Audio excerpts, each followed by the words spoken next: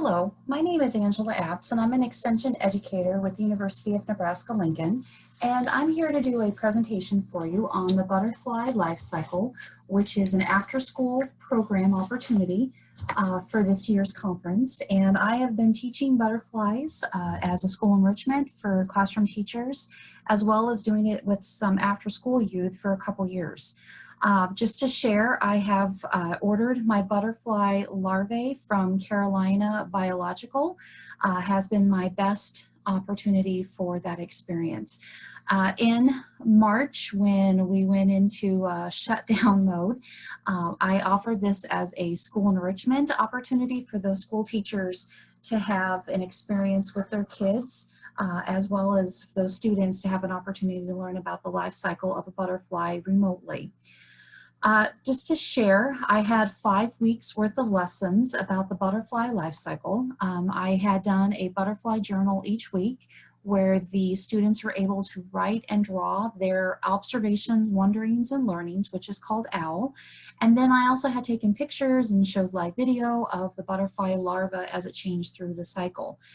There were some additional resources shared of craft ideas and books and videos. Not sure what youth had for resources, but it gave them an opportunity to try and do some extended learning on their own if they were able to find some of those pieces. One thing I will share is that it is based off the Nebraska Science Standards, so they're listed there below as I was working through these lessons for the classroom teachers.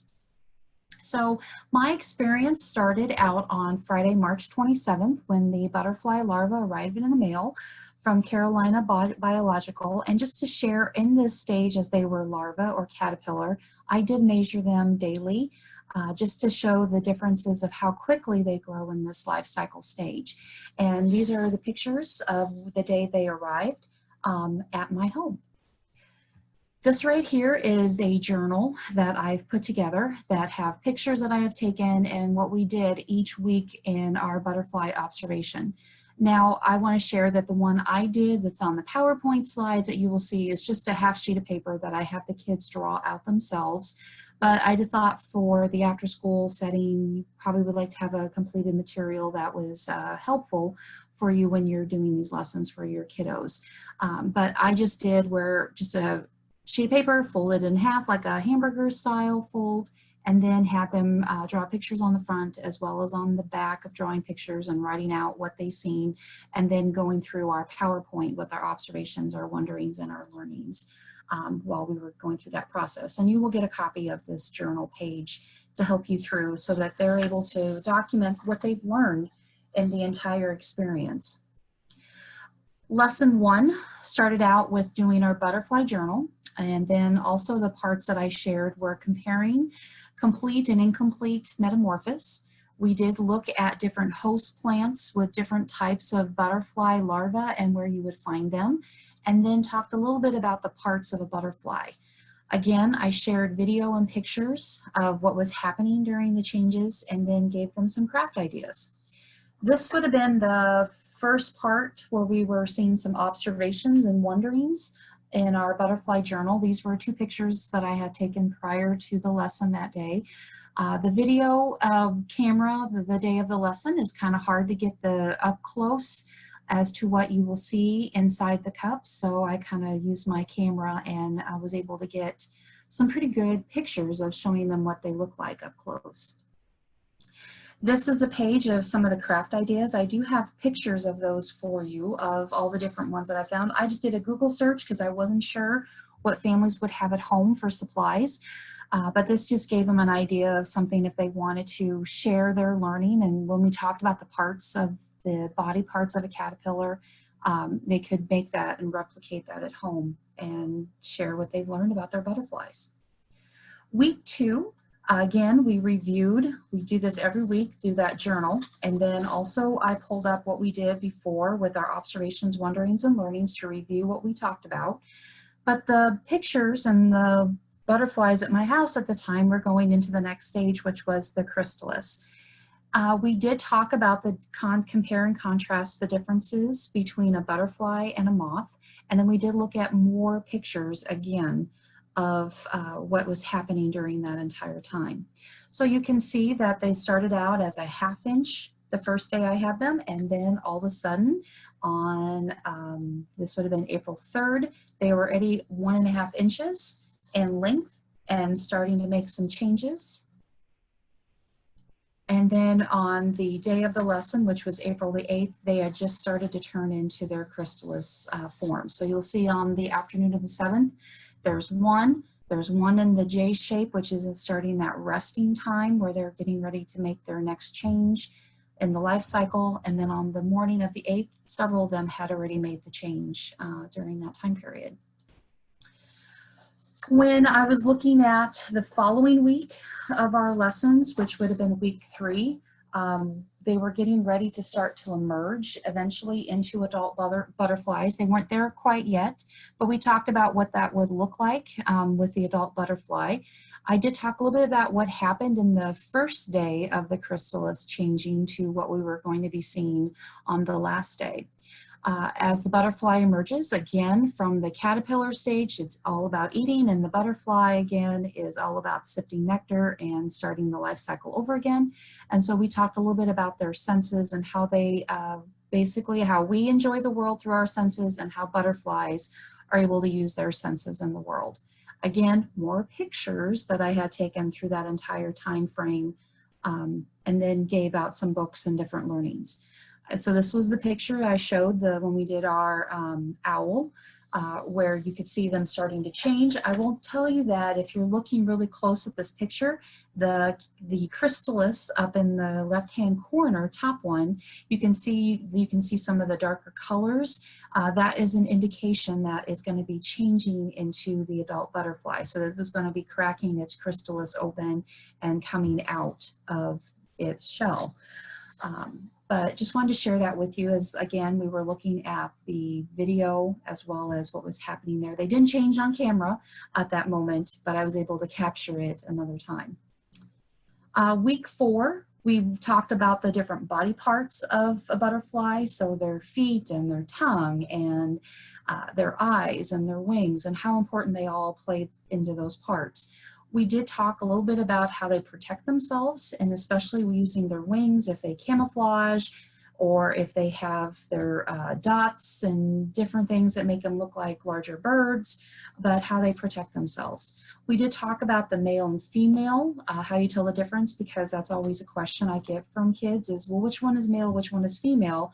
And painted ladies is very hard to tell. It's all about the size of their abdomen. But in monarchs, you can easily tell by their markings on their wings. We did visit about the monarch migration and the encouragement of planting pollinator gardens. And so if you're wanting to have butterflies visit you on a regular basis by planting those host plants when they're as a larvae or caterpillar, as well as the host plants for the butterfly to enjoy the nectar. That way they will come around and stay around your area. And so we talked a little bit about that since it was close to Earth Day.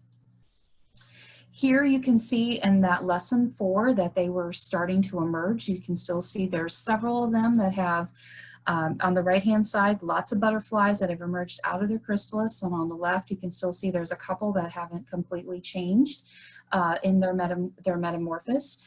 I will share with you that the reason why most times when you see a resting butterfly, it is because their wings are usually folded up in their resting stage.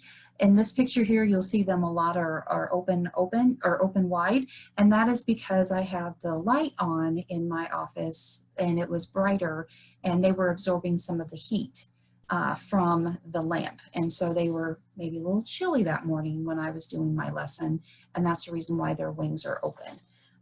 Usually when you see a moth, its wings are open at that time frame. So I just wanted to share that with you, that that's the reason why they were absorbing the heat from the lamp in the cage.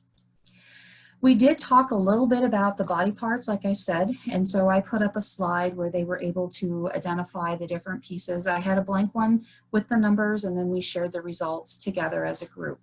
I did do a couple poll questions from time to time with them virtually to find out if they knew what life cycle stage we were in, and this was a picture that I had taken just to kind of show you what the butterfly looks up close.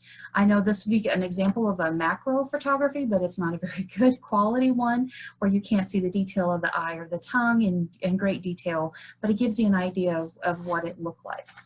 As we continue through, as I said, the craft piece, it was more individualized as being a caterpillar, how you make a chrysalis, and so forth. And here I have them think about making the entire life cycle. So by using, I wasn't sure if they had food around that they could do that with, or if they had tissue paper or construction paper or whatever. And then the one on the bottom is more of a diorama of that experience of life cycle of a butterfly. So just giving you some ideas. And like I said, I do have a resource guide that has these pictures. So, and all I did was just Google and get some ideas for craft ideas to share with them as they were thinking through the process. My final lesson was week 5. And this is where, again, we did the butterfly journal, we reviewed all of our information, and we kind of focused a little bit more on the butterfly eggs because I had the butterflies starting to lay eggs. Most of the time when I've done butterflies, we have released them and don't see that process because it does take a little bit of extra work, but it is possible to do. You just have to make sure you have a host plant, and my host plant happens to be the mallow plant that I order from Carolina Biological, and just have that in their cage. And the thing is, they will eat and eat and eat, so you need to have the butterfly food as well. If you're doing this live, otherwise, or with your students, or just utilize the resources that I have here to share with you. We did talk about the different shapes that the eggs can be. We reviewed that entire process again, and then the 4-H entomology project is where you probably puts a lot of the butterfly learnings into, but that was just that opportunity to talk about 4-H with them. So as I said, this was my final lesson on April 28th, and we really talked a lot about these eggs. And so you can see I was able to capture a picture on the right-hand side of a female laying her eggs on the mallow plant. And then on the left-hand side, you can see the little 2 black dots were some eggs that were on the top of the leaves that you could see that piece. And so we kind of talked a little bit about what we were observing in the video, as well as some of those pictures there on that final lesson that day. Again, really reinforced how we've seen the entire life cycle from the larvae starting out, coming in my house in the little cup, to that whole process where it was in the rusting stage, turned into the chrysalis, became the butterfly, and then was starting to reproduce and make eggs. This is a butterfly cage that I will just share that I have at my office that I utilize for several lessons, but you will need one of these as well as if you're ordering the butterfly larvae, because you will not have the ability to hatch out your chrysalis without damaging your butterflies. Just want to share that I don't always put the mallow plant in. I believe I said that earlier. I usually have a sugar water solution within a bowl, and I put something in there so they don't drown. And then orange slices is the other part that you share in feeding your butterflies. Not a lot of work, and it's much, it's a very cool experience for them to see up close.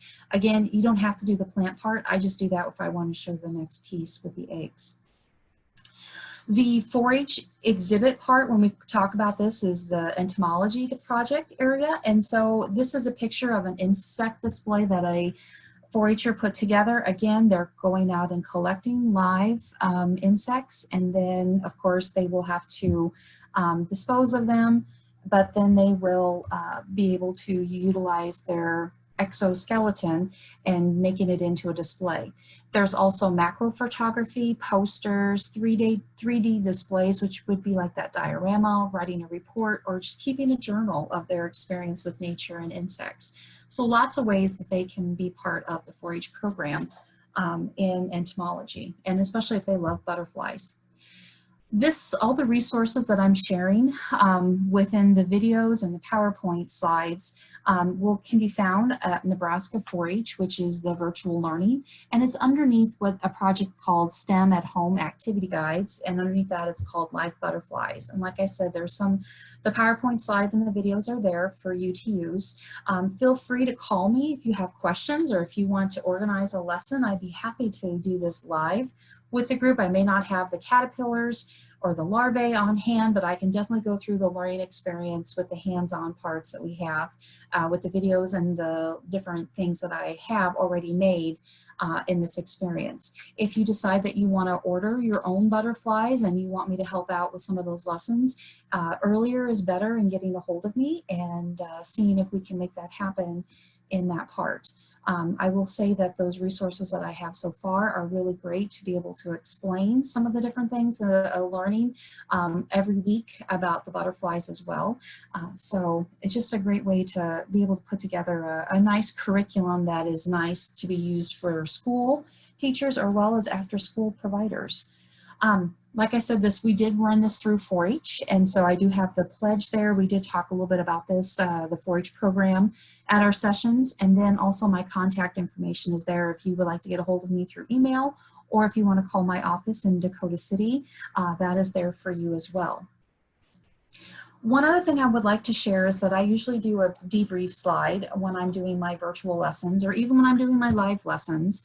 I will ask for youth to share an observation, something they want to try when they walk away from the experience, questions they still have, new ideas that have popped into their head, something they've learned or something that they're going to remember from the experience. And so I usually just try to get some feedback from them to find out what they learned and so forth. So it's another opportunity. I've used this slide. I've actually have a brain and a light bulb and a camera that you can squish as well that I pass around depending on the size of my audience. But it's another way to kind of gather some of those aha moments that you have through your learning. Again, if you have any questions at all, please let me know. I have been teaching many years and have been teaching, especially with butterflies, within my school districts that I work with as another opportunity. And I know that I have posters and some of the books that I've shared or some that I have used from some of the different booths that I put together for educational experiences to what I pull into a kit for teachers. But yeah, they're great. And if you have questions, please let us know. You can contact your local extension office and find out what type of programs they have available, because butterflies is just one of the things that I have done. I have done several other things with robotics to coding to bird beaks. I mean, there's so many things that you can be involved in through the 4-H program and offerings for youth. So be on the lookout, find out what your local county office has as well. And then also be sure to check out a lot of the virtual that's on the state 4-H website. Lots of resources there to help you out in an after-school setting or even in the classroom. So thank you so much, and I hope to hear from you soon.